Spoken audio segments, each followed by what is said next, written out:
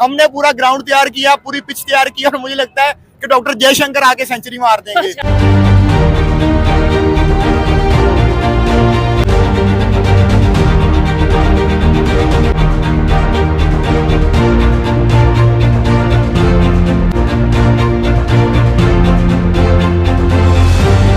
एक डॉक्टर अभी आए हुए हैं और एक डॉक्टर हमने पहले बुला लिया। मुझे बताएं क्या जरूरत थी उनको यहाँ पे बुलाने की? कौन सा डॉक्टर, जरा जिक्र भी तो करें ना। डॉक्टर जयशंकर और डॉक्टर जाकिर नाइक, उनको आप बाद में बुला लेते या उससे पहले बुला लेते। कुछ टाइमिंग्स तो कम से कम आप जो है ना वो बना लेते। हालांकि वो उससे चिढ़ते हैं, ठीक है, उन्होंने उसको बैन किया हुआ। मतलब कंट्रोवर्सी, दुनिया का फोकल पॉइंट पाकिस्तान बना हुआ है। पाकिस्तान इससे अगर चाहे तो बहुत फायदा उठा सकता है। जैसे कि मिसाल के तौर पर रशिया और यूक्रेन का आपस में मामला चल रहा है, रशिया आ रहा है, ईरान और फलस्तीन का मसला चल रहा है, ईरान आ रहा है, ठीक है। आपके पास बड़ा सुनहरी मौका है कि आप इस टाइम दुनिया को लीड कर सकते हैं, लेकिन हमें कोई ऐसा लीडर नजर ही नहीं आता। शायद हमारी तरफ से एससीओ की मीटिंग में कश्मीर को भी डिस्कस कर लिया जाएगा। मुझे बताएं उससे क्या फायदा पाकिस्तान को हो जाएगा, क्या इंडिया को? मैं तो कहता हूँ ये डिस्कस ना हो तो पाकिस्तान के हक में बेहतर है। अगर ये डिस्कस हो जाता तो पाकिस्तान के हक में बेहतर नहीं है। मैं आपको बताता हूँ, वो बता देंगे हमने पिछले दिनों इलेक्शन करवाए कश्मीर में, हमने इतनी यूनिवर्सिटीज बना दी है, हम इतने इन्वेस्टमेंट लेके आए हैं फॉरेन से, इतने हमने कॉलेजेस बना दी हैं, इतने हमने हॉस्पिटल बना दिए। आप क्या बताओगे? आप ये बताओगे कैसे जहाज हुआ और उसके बाद हमने बिजली जो है उनको 3 रुपए यूनिट कर दी। पाकिस्तान में प्राइम मिनिस्टर मोदी का ना आने की वजह ये भी है कि पाकिस्तान में जो भी बेहतर ताल्लुकात की बात करता है उसको गद्दार डिक्लेयर कर देता है। मोदी का जो यार है वो गद्दार है। यहाँ पे नारे सरेआम लगते हैं, अभी आप लोगों से पूछ लें, आपको बता देंगे। लेकिन उन्होंने फॉरेन मिनिस्टर को भेज दिया। मैं तो कहता हूँ यही बड़ी बात है कि चलो वो आ गया। 70 साल हो गए पाकिस्तान को आजाद हुए, 70 ऐसे ना। तो फिर आप देख लो अपना जापान को देख लो, उसके बाद हुए ये वाले मुल्क। इनकी तरक्की देखो, टेक्नोलॉजी देखो, और पाकिस्तान की देखो। पाकिस्तान ये ना इतना फर्क है, ये जमीन है पाकिस्तान और बाकी मुबारक के आसमान पर खड़े। इवन 45 की अगर 1945 की बात करें, जापान तो तबाह हो गया था, 2 बम गिरे थे। किस्म के साफी जो बने फिरते हैं वो रात को व्लॉग जिस मोबाइल से जिस कैमरे से डालते हैं वो भी बंद कर दो ना। वो भी यहूदियों ने बनाया, और पूरी दुनिया की इकोनॉमी जो है वो यहूदी चला रहे हैं। छोड़ दो, पत्तों के लिबास पहन लो, IMF के पास भी ना जाओ। इवन मैं ये कहता हूँ कि हमने जो IMF की मशीनें ली हैं वो सूद के ऊपर हैं। दोस्तों हम लोग देख रहे हैं पाकिस्तान रिएक्शन वीडियो। जैसा कि आप जानते हैं कि इस समय इंडिया के डॉक्टर जयशंकर प्रसाद जी गए हुए हैं पाकिस्तान में। पाकिस्तान वाले सोच रहे हैं कुछ न कुछ हमें इससे इजाफा होगा। अब देखो इंडिया क्या से होता अगर है, आपने ताल्लुकात बहाल करने हैं, बेहतर करने हैं तो बेहतर होता। नवाज शरीफ खुद जाते हैं, शहबाज शरीफ खुद जाते हैं, और चाइना के प्राइम मिनिस्टर को मिलने हमारे आर्मी चीफ साहब भी गए हैं, लेकिन उनकी तरफ आर्मी चीफ साहब भी नहीं गए। फिर हम हाथ दोस्ती का बढ़ाने को कहते हैं, तो ऐसे फिर नहीं होता। बाकी कंट्रीज के ऑलमोस्ट प्राइम मिनिस्टर पाकिस्तान आ रहे हैं, और यहाँ पर इंडिया अगर मोदी साहब को भेज देते तो ये ज़्यादा अच्छा होता पाकिस्तान के लिए और इंडिया के लिए और दोनों कंट्रीज पूरे खित्ते के लिए, कि ताकि ये इनके रिलेशन जितने अच्छे होंगे इतने ही ये दोनों कौमें तरक्की करेंगी। हमें जाने का मौका देते पाकिस्तानी, मुझे भी पाकिस्तानी अवाम को जाने का मौका देते, देखते कैसे शानदार इस्तकबाल करते हैं हम, और कितना अच्छा मैसेज भेजते हैं इंडिया के लोगों को, इंडिया के ऑफिशियल्स को, ताकि हमारे इंडिया चूँकि हमारा हमसाया मुल्क है, ब्रदर मुल्क है, और हम सारे चाहते हैं कि उनके साथ हमारे तल्लुकात अच्छे हों, आना जाना हो, और ये कल्चर को और तिजारत को, तमाम चीज़ों को फ़रोग मिले।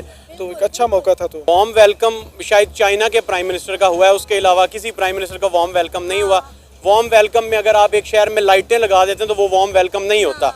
लाइट्स तो अगर कोई क्रिकेट टीम क्रिकेट खेलने आती है तो उसके लिए भी लगती हैं, आप किसी की शादी में जाते हैं उसके लिए भी लगती हैं। आपने कोई उनके लिए कोई पर्पल कारपेट्स नहीं बिछाए, कोई कुछ नहीं किया।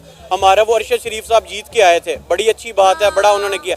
उनका जिस तरह का वेलकम हुआ था शायद सबका उस तरह का वेलकम होना चाहिए था। हम एक इस तरह का इवेंट होस्ट कर रहे हैं जहाँ पे पूरी दुनिया की नज़रें हैं, इंटरनेशनल मीडिया है, और पूरे कैपिटल को लॉकडाउन कर देना, स्कूल, कॉलेजेस, होटल्स, एवरीथिंग, जितने भी इवेंट्स हैं उनको कैंसिल कर देना। तो ये एक इस गवर्नमेंट की पुअर पॉलिसी है, जो कि ये नहीं होना चाहिए था। उन्हें हमने दुनिया को दिखाना क्या है, नाचना था। मैं तो ये समझता हूँ कि उनको ना वाघा बॉर्डर से इधर लाया जाता और उस कॉरिडोर से उनको पैदल गुजार के ना, ताकि वो जो है ना इस कॉरिडोर को एक मोहब्बत का रास्ता बनाकर एक रिवायत को कायम करते। और ये इन्होंने बहुत बुरा किया। मैं तो बहुत मायूस हो गया हूँ, मैं ज़िंदगी परेशान कर रहा हूँ, और मैं सोच रहा हूँ कि अब मैं मर जाऊँ। पूरा पाकिस्तान बहुत ज़्यादा एक्साइटेड था कि 9 साल के बाद इंडिया के foreign affair minister doctor S Jaishankar Pakistan आ रहे हैं, लेकिन वो एक्साइटमेंट हमें इधर मैं आपको पाकिस्तान कहना चाहूंगा कि जितना उनका एक्सपीरियंस है ना उनके फॉरेन मिनिस्टर का, हम उन्हें टैगल कर लें, हैंडल कर लें, या उनके लेवल का कोई फॉरेन मिनिस्टर ही यहाँ पे ले आए, तो यही बड़ी बात है। आप कह रहे हैं मोदी इधर आ जाते तो फिर तो और ही एक माहौल बन जाता। मैं तो ये खदशा जाहिर कर रहा हूँ, मैं इससे बड़ी बात करने लगा हूँ कि हमने पूरा ग्राउंड तैयार किया, पूरी पिच तैयार की, और मुझे लगता है कि डॉक्टर जयशंकर आके सेंचुरी मार देंगे। अच्छा, ये ठीक है, क्योंकि उनका आप एक्सपीरियंस है कि 30 से 40 साल का उनका फॉरेन पॉलिसी का एक्सपीरियंस है, और वो एक प्रॉपर इलेक्ट होके आए हैं, जैसे कि हमारे पाकिस्तान में CSS होता है वैसे उनका मुकाबले का टेस्ट होता है, जहाँ से वो ऊपर आए हैं, तो उनकी तो पूरी जिंदगी जो है वो फॉरेन पॉलिसीज में गुजरी है, और पाकिस्तान में जो हमारे पाकिस्तान के और हमारे जो पाकिस्तान के फॉरेन मिनिस्टर, आप इतनी अवाम खड़ी है, किसी से पूछ के देख ले, किसी को नाम तक नहीं पता। पाकिस्तान के जो वजीरे खारजा का क्या नाम है, पाकिस्तान के फॉरेन मिनिस्टर का क्या नाम है, क्या नाम है, क्या चोर है, चोर, ये नाम है। अब मैं इधर क्या कहूँ, देखिए काट दूंगा या क्या, ये पाकिस्तान के अंदर कह रहे हैं चोर हैं, तो आप खुद हिसाब लगाएं कि पाकिस्तान के अंदर पाकिस्तान के फॉरेन मिनिस्टर का नहीं पता किसी को, तो पाकिस्तान के बाहर किसी को क्या पता होगा। ठीक है, पहले बिलावल था, बिलावल कम से कम इससे बहुत बेहतर था। ठीक है, मैं अभी बता देता हूँ कि हमारा इसहाक डार है। ठीक है, ठीक है, और लोग सुन के हैरान हुए कि यार ये हमारा फॉरेन मिनिस्टर है, वजीर खजाना, ये हमारा कभी वजीर खजाना बन जाता है, कभी डिप्टी प्राइम मिनिस्टर बन जाता है, और कभी इसको उठा के फॉरेन मिनिस्टर लगा देते हैं। मतलब हम अपनी फॉरेन पॉलिसी के साथ इतने सीरियस है कि हमने इंतहाई जो एक नॉन प्रोफेशनल बंदा उसको उठा के इधर लगाया हुआ है, और दूसरी जारी में उनका 30-40 साल का तजुर्बा है। अच्छा, चले वो ठीक है, एक्सपीरियंस अपनी जगह पे, सब चीजें अपनी जगह पे। इस टाइम मुझे बताएं, SCO की मीटिंग चल रही है, दुनिया के लीडर्स यहाँ पे मौजूद हैं, पाकिस्तान को फायदा क्या है? 3 दिन के लिए तो हमने इस्लामाबाद बंद करके बता दिया ना, क्या फायदा है? मुझे बताएं क्या फायदा है। सबसे पहले तो पाकिस्तान में जितने भी इवेंट होते हैं, आप PSL की मिसाल उठा के देख लें, आप ये कॉन्फ्रेंस की मिसाल उठा के देख लें, हमें हर जगह बंद ही क्यों करनी पड़ती है? पूरे का पूरा इस्लामाबाद आपने बंद कर दिया हुआ है, और मिलियन ऑफ डॉलर्स का आपका नुकसान होगा उसकी वजह से। आप अपनी सिक्योरिटी के हालात क्यों नहीं इस तरह के, मतलब दुनिया में भी तो G20 पिछले दिनों इंडिया में हुआ है, तो क्या उन्होंने पूरा मुल्क बंद कर दिया? हमारे यहाँ तो ये फिजा बनी, क्योंकि लाहौर और इस्लामाबाद को मोटरवे कनेक्ट करती है। अब इस्लामाबाद बंद हो जाएगा तो लाहौर से इस्लामाबाद को जा ही नहीं पाएगा, और हमारा ये बिजनेस आता है लाहौर। चाइना के प्राइम मिनिस्टर को मिलने हमारे आर्मी चीफ साहब भी गए हैं, लेकिन उनकी तरफ आर्मी चीफ साहब भी नहीं गए। फिर हम हाथ दोस्ती का बढ़ाने को कहते हैं, तो ऐसे फिर नहीं होता। यही बात है ना कि फिर हम इंडिया वालों को बातें करते हैं, हमने खुद जो है दिल में बुग़्ज़ रखा हुआ है ना।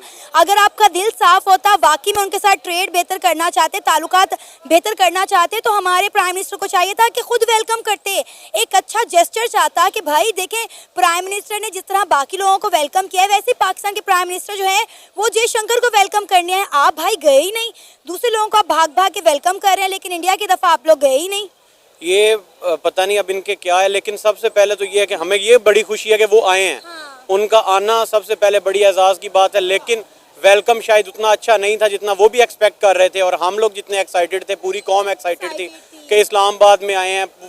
ये बड़ी मतलब कितने अरसे बाद सारे मिनिस्टर्स आ रहे हैं, 9 साल बाद वो आए हैं, तो एटलीस्ट किसी को भी नहीं तो वज़ीर आज़म को जाना चाहिए था कि वो जाके इस्तकबाल करते उनका, उनको या को किसी किस्म का उनको मतलब एजाज़ देते या कुछ करते। 9 साल बाद वो आ रहे हैं। बाकी वज़ीर आज़म को, चाइना के वज़ीर आज़म को लेने गए, बाकी किसी मुल्क के भी वज़ीर आज़म को शहबाज शरीफ लेने नहीं गए, तो ये सबसे बेहतर था कि वो खुद जाते, आर्मी चीफ जाते, या नवाज शरीफ पार्टी सरबराह हैं उनके, वो जाते। देखिए, जितना चाइना पाकिस्तान के लिए इम्पोर्टेंट है, उतना इंडिया भी पाकिस्तान के लिए इम्पोर्टेंट है। यही बात तो मैं कह रही हूँ। आपको पता है, जब इंडिया के फॉरेन अफेयर के मिनिस्टर डॉक्टर एस जयशंकर किसी और मुल्क के विजिट पर जाते हैं, या उनके मुल्क में कोई मिनिस्टर या कोई प्राइम मिनिस्टर आता है, वो कैसा इस्तकबाल करते हैं, पूरी दुनिया देखती है। इंडियन डायस्पोरा जिस तरह रवायती अंदाज में उनका इस्तकबाल करता है, ढोल के साथ, संगीत के साथ, इतना फीका इस्तकबाल। हम तो बड़ी पाकिस्तान की मेहमान नवाजी की बातें करते थे, और आप देखें पूरे इस्लामाबाद को आपने लॉकडाउन कर दिया है, 144 का नफाद कर दिया, 3 दिन के लिए छुट्टी अनाउंस कर दी गई है, स्कूल, कॉलेजेस, बिजनेस, कारोबार तमाम बंद कर दिया गया है। ये कैसा SCO मीटिंग है? आपने लगता है किसी जेल में बुला लिया उन सबको। सबसे पहले तो ये है कि इंडिया के हों या कोई भी हों, हमारे लिए सब इम्पोर्टेंट है। हम इंडिया, पाकिस्तान से लेकर रशिया, अमेरिका, सब के जो भी आएंगे हमारे लिए उतने ही इम्पोर्टेंट हैं, क्योंकि जिससे भी ताल्लुकात ख़राब होंगे उससे पूरी दुनिया का नुकसान होगा, सिर्फ पाकिस्तान का नहीं होगा। तो सबसे पहले, और जो बात दफ़ा 144 वाली है, वो तो खैर और इनके सिलसिले हैं, ये किसी पार्टी को नहीं निकलने देंगे, या वो इनका अलग है। लेकिन अगर आपने इतना कुछ किया है, पूरे मुल्क में कंटेनर लगा ही दिए हैं, तो कम से कम उनका इस्तकबाल तो वज़ीर आज़म खुद जाके कर लेते हैं। अब आप ये देखें ना कि इस्लामाबाद पूरा बंद कर दिया गया है। इस्लामाबाद में इस वक्त लॉकडाउन लगा गया है, और वहाँ पे जो है सिक्योरिटी हाई अलर्ट कर दी गई है। रेंजर्स